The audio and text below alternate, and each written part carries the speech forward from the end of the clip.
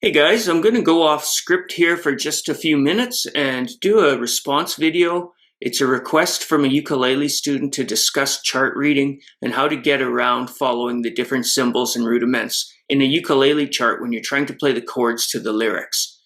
There's a few symbols in here that the student didn't understand. Some of them you've seen already in these guitar lessons and a few you haven't yet, but they're all applicable and useful, so we might as well see them now as a group. This song is I Will Remember You. For this player, it's a ukulele song with steel guitar accompaniment. If we go left to right, as always, some of these things are not going to impact you playing chords, but you might as well know them right away. We have our treble clef. That's the G clef that gives us a G note on the second line. Your sharp sign is the F sharp. That means we're in the key of G. 4/4 time. You get 4 beats per bar, so you're counting to 4 in every measure. For a beginning student, that usually means 4 strums. Right here at the beginning of the song, we have 3 E notes on the words I will remember you. And then we enter this section marked off by this repeat sign. The repeat sign means nothing to you at the moment. You're just going to play right through with the chords and the lyrics, but it is something you need to take note of because we're coming back here later on. Repeats are like parentheses on a song. This is the opening parentheses, and we'll need a closing parentheses. So you come in here, you're playing the chords to the piece, I will remember you, and in the second line of the sheet music, we come up to this first ending. And the end of that stanza says, I will sing this song of you, as we enter the first ending. As we approach the repeat sign, the lyric says, spare your, and then back at the beginning it says, tears for me. So in the first ending, we hit this repeat sign saying spare your, and we repeat back with our chords and our lyrics to this other repeat sign again. So those are your parentheses. At the end of the first ending, we've had a parentheses marking it off, and we come back to this one. So that was the first ending. That's marked by this little 1 under this bracket. So now you start the second verse. You're back to the same spot of the song, playing the same chords. In the song, those chords are A minor, D7, and G. You're singing now the second verse that says, or the second stanza that says, tears for me. As you play along now, you ignore the first ending. You played it the first time. So the second time, you go to the second ending. You play all the way there until you get to the first ending, jump over that to ending 2. In this stanza, as we enter this section, it will say, I'll wear your ginger lay. You want those words to connect. So I'll wear your, you skip over ending 1 where it's been marked, go to ending 2 because this is the second time through, hit the words ginger lay, and continue playing on, now into a bridge in B minor. When the winds of winter come, you play along 6 lines through the bridge to the bottom line of music, and you come along to these words, when I come, and you see DS-L coda. DS-L coda is del segno. DS is an abbreviation for del segno. This is the sign. So at this moment, when you arrive here, you even get a double bar line. These show up very often just to mark off sections. They're just little eye catchers so you know where you are. So DS-L coda tells you to get back to the sign. DS, del segno, segno is sign. I didn't show you here because I didn't want it cluttered, and you probably didn't see it at first as you read the music. Now you notice, though, that back at the top of the song,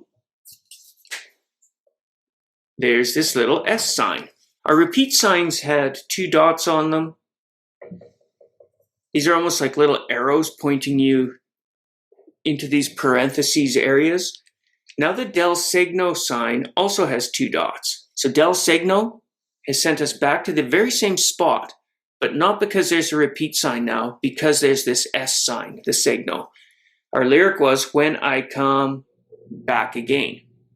So your lyrics have always sent you back to this section. I will remember you, spare your, ending 1, tears for me, this parentheses of the repeat sign.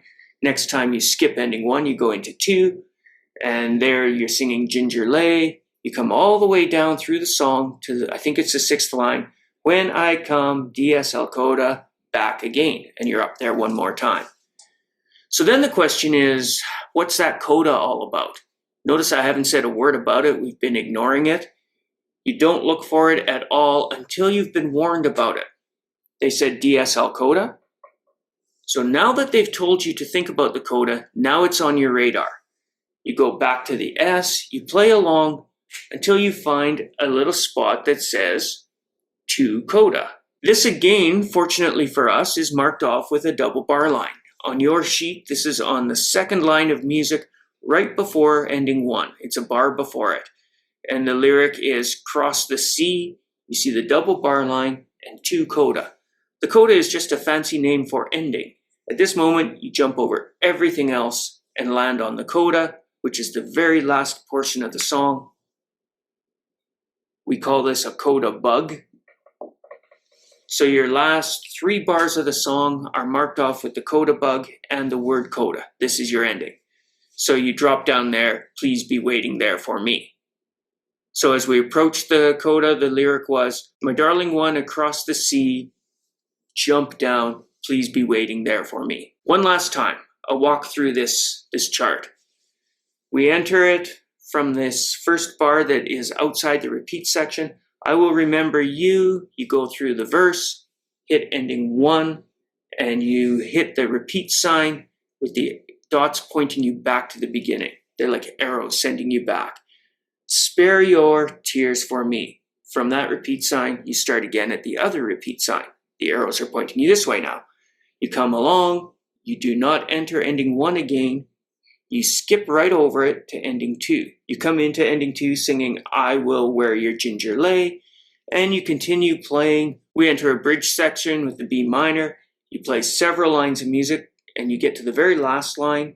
When you get there, the lyric is, when I come back again, and this DS, del signo, sends you back to the S sign, which you probably didn't find the first time you were reading this. You jump back there, sing the last verse that says back again. You're singing and playing along until just before ending 1. First time we did ending 1, second time we did ending 2, third time we see this double bar line and it says to coda. Very often you'll see a small version of the coda bug there just to catch your attention. And you jump over absolutely everything to the coda because the coda is the ending.